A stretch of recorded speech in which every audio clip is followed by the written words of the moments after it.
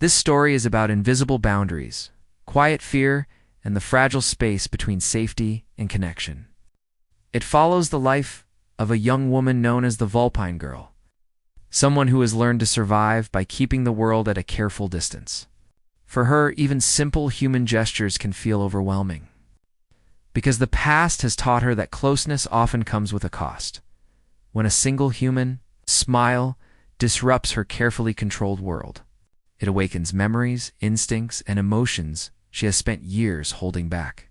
What seems harmless to others becomes a test of trust, control, and self-protection. This is not a story about romance or fantasy, but about real emotions, unseen struggles, and the quiet battles people fight inside themselves. Hands Off. It destroys everything is a realistic, emotional journey that explores how fear can protect us and how it can also isolate us. It asks an important question. What happens when the very defenses that keep us safe begin to block healing? Through small moments, silent tension, and honest self-reflection, this story reveals that understanding oneself can be the bravest step toward change. She was not born with the name people later gave her. Her real name was ordinary, the kind of name that disappeared easily in a crowd. But over time, people stopped using it. They began calling her Vulpine Girl, and somehow the name stayed. It started quietly. She had a way of moving that reminded people of a fox's careful steps, quick glances, never staying in one place too long. Her eyes always seemed alert, even when she was tired. When she listened, she tilted her head slightly, as if weighing every word before letting it reach her. She did not do this on purpose.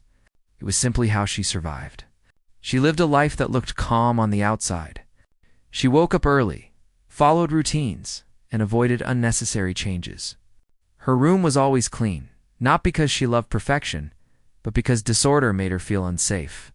Every object had a place. Every habit had a reason. Control was not a desire for her. It was a need. People often thought she was shy. Some believed she was cold. Others assumed she felt superior because she rarely spoke unless needed. None of them truly understood. Silence for her was not emptiness. It was protection. In her early years, she had learned something important and painful. Not everyone who comes close has good intentions. And not everyone who smiles means safety. She did not like to think about the past too much. The past had a way of staying with her, shaping every reaction, every pause, every careful decision she made. At school, she sat near the edges of rooms. On buses, she chose seats near windows. In conversations, she listened more than she spoke.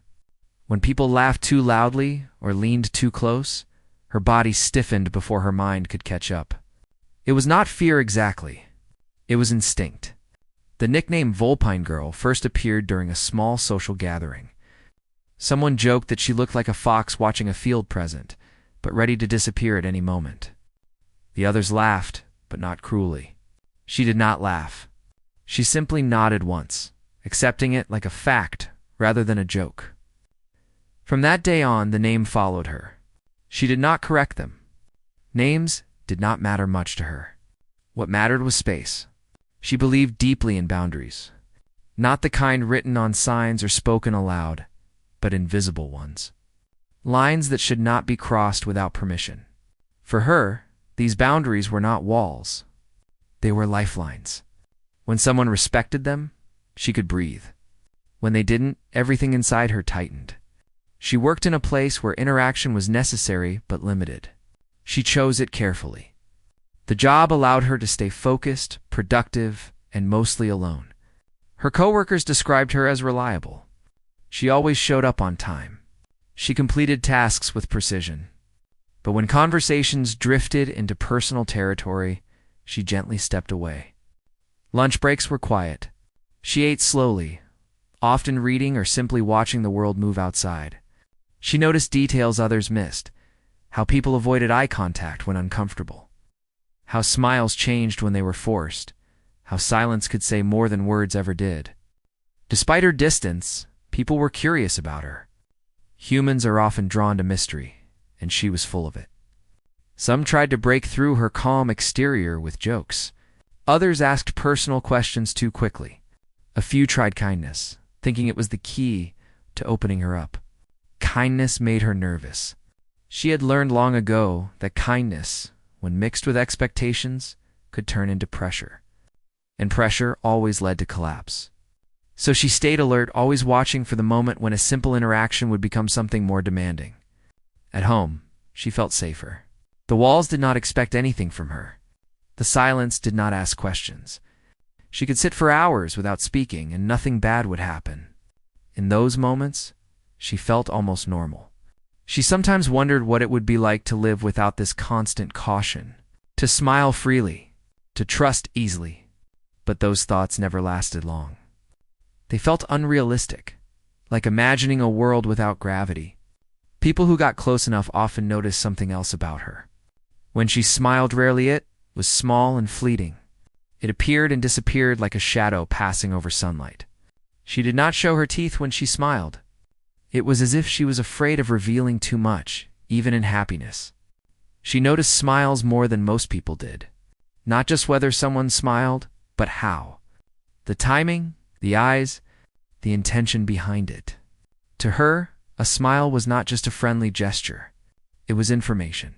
Some smiles were safe, polite, distant. Those were easy to handle. Others were not. There were smiles that came with expectations.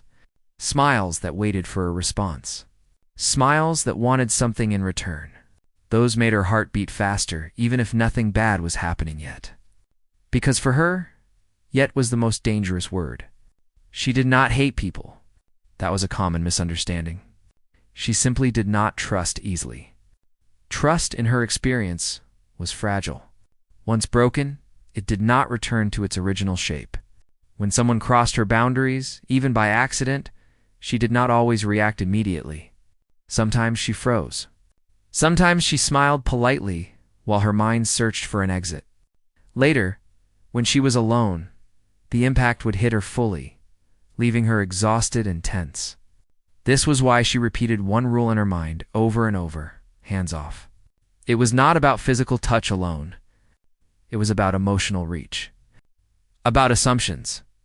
About stepping into her inner world without being invited. Every time that happened, something inside her cracked just a little. She had spent years building herself carefully, piece by piece. Every boundary was placed with intention. Every routine was designed to keep her stable. When someone ignored those limits, even with good intentions, it felt like destruction. That was the truth no one saw. To the outside world, she was simply quiet, reserved, maybe strange. Inside, she was constantly balancing herself, making sure nothing tipped too far. On the day everything began to change, she did not know it yet. She followed her usual routine. She dressed simply, avoiding anything that drew attention. She tied her hair the same way she always did. She left her home at the same time, walked the same path, and prepared herself mentally for the small interactions ahead. She believed she had control. She did not know that one simple moment, one ordinary human expression, would shake the careful structure she had built. And it would start with a smile. Not a loud one, not an aggressive one, just a smile.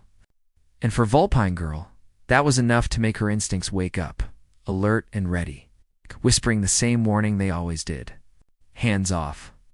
Because she knew better than anyone how easily everything could fall apart. That day began like any other day, and that was what made it dangerous. Vulpine Girl trusted routine. Routine gave her the illusion of safety. When things repeated the same way, her mind stayed calm. Nothing unexpected happened. Nothing demanded too much from her. She arrived at her usual place at the usual time. The air felt normal. The sounds were familiar. People moved around her like they always did, busy with their own thoughts. She kept her eyes low, but aware, scanning without staring. This was how she existed in the world present, yet slightly removed. She took her position and focused on her task. When she focused, the rest of the world softened. Conversations became background noise. Movements slowed. She liked that feeling. It meant she was in control. Then it happened. At first she felt it before she saw it. Shift. A quiet pressure, like being noticed without warning. Her shoulders tightened slightly. Her instincts stirred, telling her to look up. And there he was. He was ordinary in every visible way. Not tall enough to stand out. Not loud enough to demand attention. He stood a short distance away, waiting, hands relaxed at his sides. When their eyes met, he smiled. It was not a big smile. It did not try to impress. It did not demand a reaction.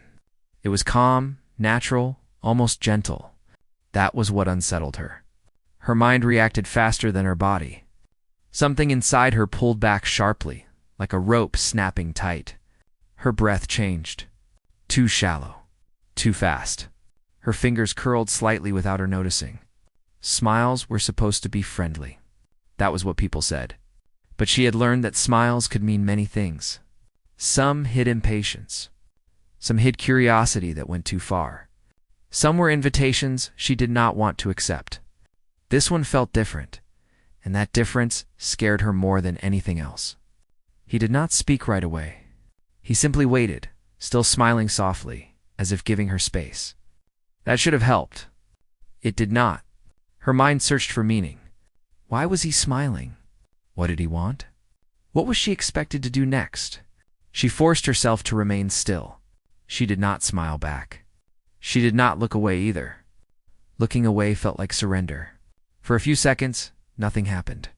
The silence stretched thin and tense, but he did not break it. Then he spoke. His voice was calm, steady, and polite. He said something simple, something normal. A greeting. A small question related to the situation. Nothing personal. Nothing threatening. Still, her heart beat faster. Her body reacted as if danger was near, even though her mind could not find proof. This was the hardest part of being her. Knowing that not all fear came from the present moment. She answered briefly. Her voice sounded controlled, but it took effort. She kept her words short, hoping the interaction would end quickly. Usually that worked. But he did not step away. He nodded, still smiling, listening carefully. He did not interrupt her. He did not rush her. His attention felt focused but not heavy. That smile remained. Inside her, alarms rang quietly. This was unfamiliar. People usually filled silence with words. They pushed. They leaned closer. He did none of that. And that made it worse, because she did not know how to react. Her thoughts became tangled. Part of her told her this was safe. Another part reminded her how many times she had been wrong before. Her chest felt tight, as if something was pressing from the inside. She shifted her weight slightly, a small movement meant to signal distance. He noticed, but he did not comment. He simply adjusted his stance, giving her more room. That small act confused her deeply. Why was he paying attention to her discomfort? Why was he being careful? Carefulness from others made her uneasy. It felt temporary, like something that could disappear at any moment. She wanted the interaction to end. She wanted to return to her task, to her quiet mental space. But leaving suddenly would draw attention, and attention felt dangerous too. So she stayed. Her eyes kept returning to his face against her will. She watched the smile closely. It did not fade. It did not grow wider. It remained steady, as if it belonged there naturally. Her mind searched through memories, comparing this moment to others. She remembered smiles that began kind and ended with disappointment. Smiles that turned into pressure. Smiles that came with unspoken expectations. Her hands felt cold. He asked another small question, still neutral, still polite. Again, nothing personal. Still, it felt like one step too many. She answered again, shorter this time. Her tone was firm, but not rude. She hoped he would sense her limits. For a moment she thought he might. He paused as if considering something. The smile softened slightly, not disappearing, just changing. There was something thoughtful in his expression now. That change made her pulse jump. She did not like changes. Changes meant unpredictability. Then he did something that surprised her completely. He stepped back. Not dramatically. Just one small step. enough to increase the space between them. The relief she felt was immediate and sharp, like air rushing into lungs that had forgotten how to breathe properly. Her shoulders lowered slightly before she could stop them. He noticed that too. The smile faded a little, replaced by something more neutral, more respectful. He nodded once, as if acknowledging something unspoken. "I don't want to make you uncomfortable," he said quietly. Those words hit her harder than anything else. No one ever said that. People assumed. They decided for her. They pushed until she broke or disappeared. Hearing someone name her discomfort without blaming her for it felt unreal. Her mind struggled to process it. Suspicion rose quickly, trying to protect her. Was this another tactic? Another way to get closer? She did not respond right away. Silence stretched again, but this time it felt different. He did not fill it. After a moment, he offered a simple goodbye and turned away, walking off without looking back. Just like that, it was over. She stood frozen, staring at the space where he had been. Her heart was still racing, but confusion now mixed with fear. He had smiled. He had spoken. He had noticed her discomfort. And then he had left. Nothing bad had happened. That fact unsettled her more than if something had. All day, the moment replayed in her mind. The smile. The pause. The step back. The words. She analyzed every detail, searching for hidden meaning, but there was none she could find. Her routine felt disrupted. Her focus slipped. Small noises startled her. She kept expecting something to go wrong, as if the world were waiting to punish her for lowering her guard even briefly. That evening, alone in her room, she sat quietly, replaying the memory again and again. Her thoughts circled one question she could not answer. Why had a simple smile shaken her so deeply? She pressed her hands together, grounding herself, reminding herself that she was safe. Nothing had been taken from her. No boundary had been crossed. And yet something inside her felt exposed. Because for the first time in a long while, she was not sure if her fear had protected her or if it had trapped her. She lay awake longer than usual that night, staring at the ceiling, listening to the quiet. The image of that calm human smile returned again and again, not as a threat but as a question. And questions, she knew, were far more dangerous than answers. After that day, Vulpine Girl noticed changes in herself. Small ones at first, but impossible to ignore. Routine remained the same on the outside, yet inside her thoughts no longer stayed quiet. The calm she usually felt while following familiar patterns now had cracks. Something kept pressing at the edges of her mind. She tried to tell herself it meant nothing. It was just a short interaction, just a stranger, just a smile. She had faced much worse moments before and survived them. This should not matter, but it did. She caught herself scanning faces more carefully than usual. Every smile she saw reminded her of his. She compared them without meaning to. Some smiles felt empty. Some felt rushed. Some felt heavy with expectation. None felt the same. That bothered her. She did not want to think about him. Thinking led to feeling, and feeling led to uncertainty. Uncertainty was dangerous. So she focused harder on her work, moving through tasks with even more care than before. Still, her body reacted before her mind whenever someone stood too close or spoke too softly. Her muscles tightened, then loosened, as if unsure which response was correct. It was exhausting. A few days later, she saw him again. Not immediately, not clearly. Just a glimpse at first, familiar shape in the distance. Posture she recognized before she allowed herself to believe it was him. Her heart jumped. She slowed her steps without realizing it, giving herself time to think. Part of her wanted to turn away and disappear. Another part wanted to observe, to confirm. He stood near the same area as before, not looking for her, not scanning the crowd.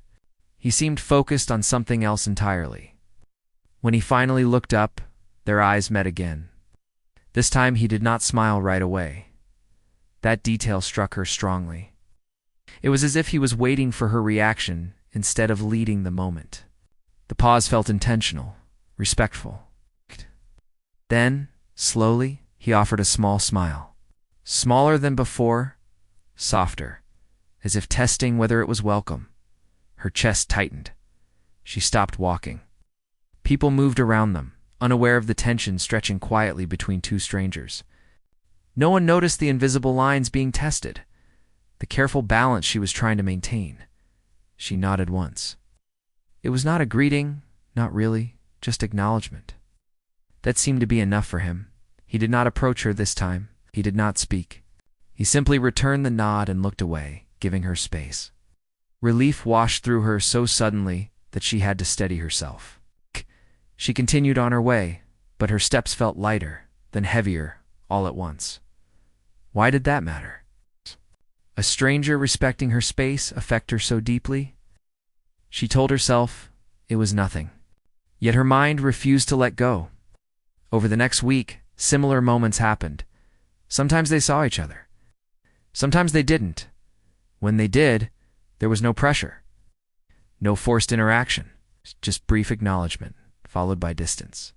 He never crossed the invisible line, and that made her think about boundaries in a way she never had before. She had always believed boundaries were walls she built alone, strong, solid, unmovable.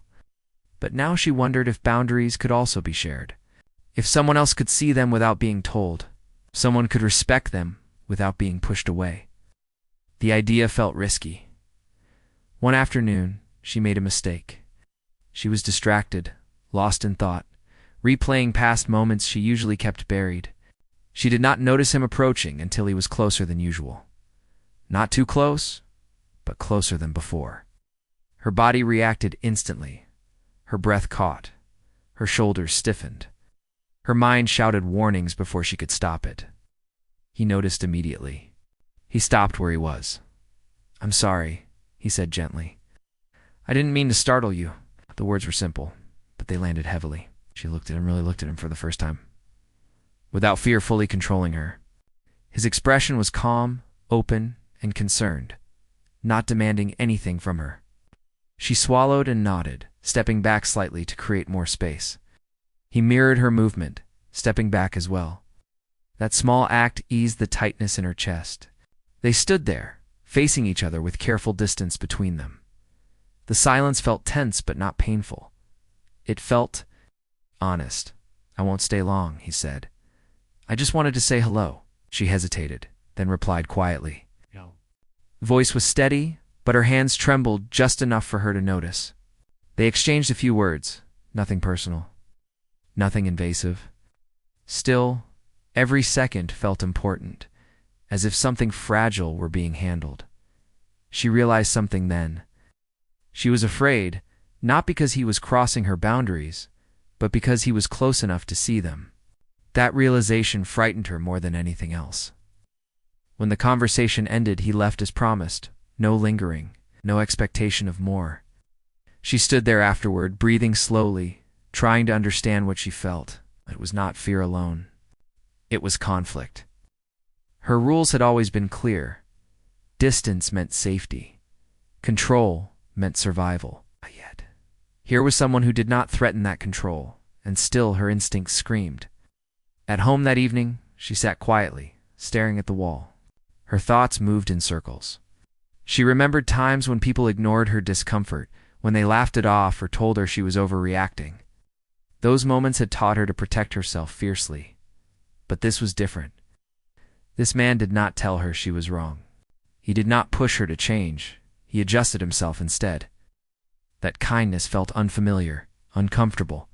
She wondered if her fear had become too strong, if it now reacted even when danger was absent. The thought made her uneasy. Fear had kept her safe for so long. Questioning, it felt like betrayal. Yet another thought followed closely behind. What if fear, unchecked, destroyed things too? She did not like that thought at all. The next time they spoke, it happened unexpectedly. She had dropped something and bent down to pick it up. When she stood, he was there, already stepping back to give her space. "You dropped this," he said, holding the item out carefully, arm extended but body angled away. She accepted it, their hands not touching. "Thank you," she said. He smiled briefly, then lowered his hand. "You're welcome." That was all, but her heart raced long after he was gone. She started noticing how often she replayed these moments. how often she imagined what could go wrong instead of what had actually happened. Her boundaries were still there, strong, necessary, but now they felt strained, like they were being tested from the inside rather than the outside. She became more aware of her reactions. When she felt panic rise, she paused instead of immediately retreating. Not always, just sometimes. It's enough to observe the feeling instead of obeying it completely. It was uncomfortable. It was slow. It felt like walking on unstable ground. But it was also honest. She realized something important during those days. Her fear was trying to protect her from pain she had already experienced. But it could not tell the difference between past and present. It reacted to memories as if they were happening again. That understanding did not erase the fear. It only softened it slightly. She still believed in boundaries. She still needed them. But now she wondered if boundaries could be flexible without breaking. If they could allow light in without letting everything fall apart. The thought stayed with her, growing quietly. And as much as she wanted to deny it, she knew one thing was true. The human smile that once felt like a threat was now something else entirely. It was a challenge, not to her safety, but to her understanding of herself. The change did not happen all at once. It arrived quietly, hidden inside small moments that felt harmless on the surface. Vulpine Girl still followed her routines, still protected her space, but something inside her had shifted. She noticed it most when she least expected to. One afternoon, the place felt louder than usual. Voices overlapped, footsteps echoed, and the air felt heavy. She tried to focus on what she was doing, but her thoughts kept slipping away. Her chest felt tight, not from fear exactly, but from pressure. Too many sounds. Too many people. She told herself to breathe. Slow, steady. That was when she sensed him again. She did not see him at first. She felt the presence, the same quiet awareness that had alerted her before. When she looked up, he was there, closer than usual, talking with someone else. He was not paying attention to her. That should have made things easier. Instead, her mind started racing. He laughed softly at something the other person said. The sound was gentle, natural. Then he smiled. Not at her. At someone else. Her body reacted without asking permission. Her heart sped up. Her hands tightened. The smile she had studied so carefully now felt different. It was no longer distant. It was real, shared freely. A strange feeling rose inside her. Not fear, not anger. Loss. She did not understand it, and that scared her more than panic ever had. She turned away quickly, ashamed of the thought. She had no right to feel anything about his smile. He was a stranger. He owed her nothing. The reaction made no sense. That was the problem. Her emotions were no longer following her rules. Later that day, she found herself replaying the scene again and again. The way he laughed. The ease of it. The way the other person leaned in, comfortable and relaxed. Why could they do that so easily? The question hurt more than she expected. Over the next few days, her inner balance began to shake. She noticed herself waiting, listening, almost hoping to see him again. The realization made her pull back sharply, angry at herself for allowing even that small desire. She reminded herself of her rule, hands off. But the rule no longer felt as solid as before. The breaking point came during a moment that should have been simple. She was standing in line, focused on staying calm, when someone behind her stepped too close. The space between them vanished suddenly. Her breath caught. Her body tensed hard, every muscle screaming at once.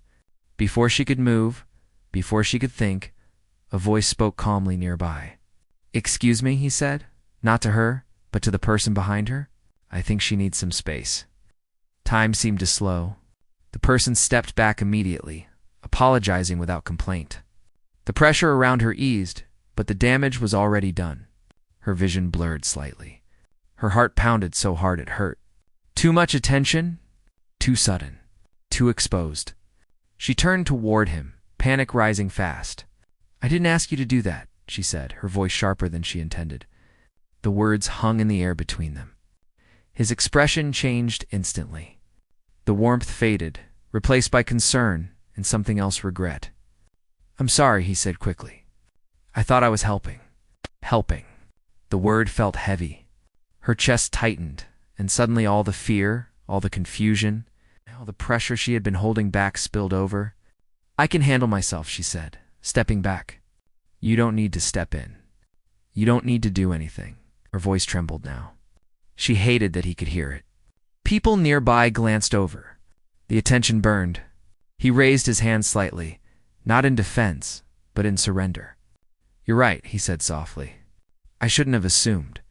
The apology was immediate, genuine. That should have ended it. But something inside her snapped. "Just don't," she said. "Hands off. It destroys everything." The words came out harsher than she meant, but she could not stop them. Silence followed. He looked at her for a long moment, not angry, not offended, just thoughtful. Then he nodded once. "I understand," he said quietly, and he walked away. As soon as he was gone, the strength left her legs. She gripped the nearest surface, breathing hard, trying not to shake. Her heart felt like it was tearing itself apart. Why did it feel so wrong? He had respected her boundaries. He had apologized. He had left when she asked. So why did it feel like she had just lost something important? That night she could not sleep. Her mind replayed the scene again and again, but now she noticed things she had ignored before. The way he spoke calmly. The way he accepted her words without arguing. The way he did not try to explain himself or defend his actions.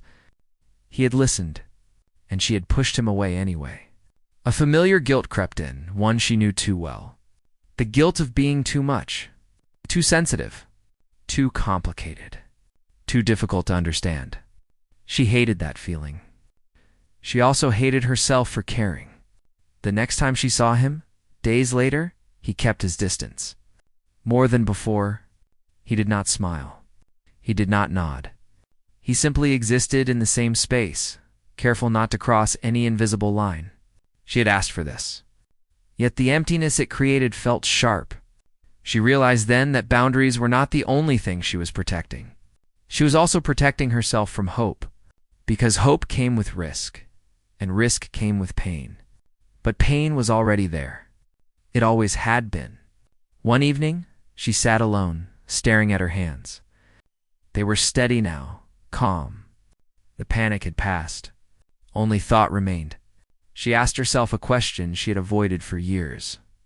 What if her fear was not just protecting her, but also isolating her? The answer did not come easily.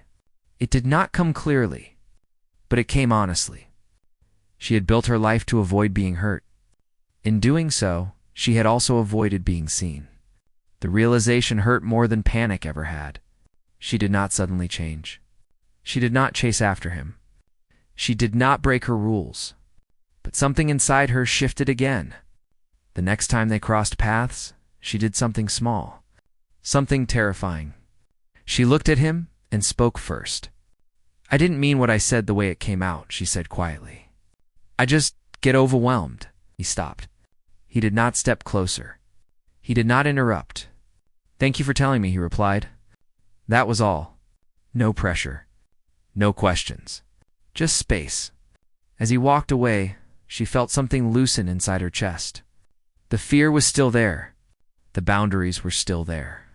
But for the first time, they no longer felt like they were destroying everything. They felt like they were being tested, and she was still standing. Time did not suddenly become kind after that moment, but it became quieter. The sharp tension that had filled the air between them faded into something softer, something uncertain, but calm. Vulpine Girl returned to her routines again, yet this time they did not feel like walls pressing in on her. They felt like paths she could choose to walk, not traps she was forced to stay inside. She noticed herself breathing more deeply some days. Not always. Some days were still hard. Loud sounds still startled her. Crowded spaces still made her heart race. But the panic no longer felt endless. It came and then it passed. She thought often about the words she had spoken, about how fear had rushed out of her mouth before understanding could catch up. She did not regret protecting herself. That part was necessary. What she questioned was the belief that protection had to mean isolation. That belief had shaped her entire life. One evening, she sat by her window, watching the sky change colors. The world outside continued moving whether she participated or not. People laughed, argued, connected, and separated. Life did not pause for fear. She placed a hand on her chest, feeling her steady heartbeat. She reminded herself of something important. She was safe right now. Not because no one was near her, but because she was aware. Because she could choose. Because she had learned to listen to her instincts without letting them control everything. The next time she saw him, it was unexpected. She was focused on something else, her mind calm and distant, when she noticed him standing nearby. He looked the same, yet something about him felt different. Or maybe it was her. He noticed her at the same time. Their eyes met. For a moment, neither of them moved. Then he smiled. Not the careful smile from before, not the distant one.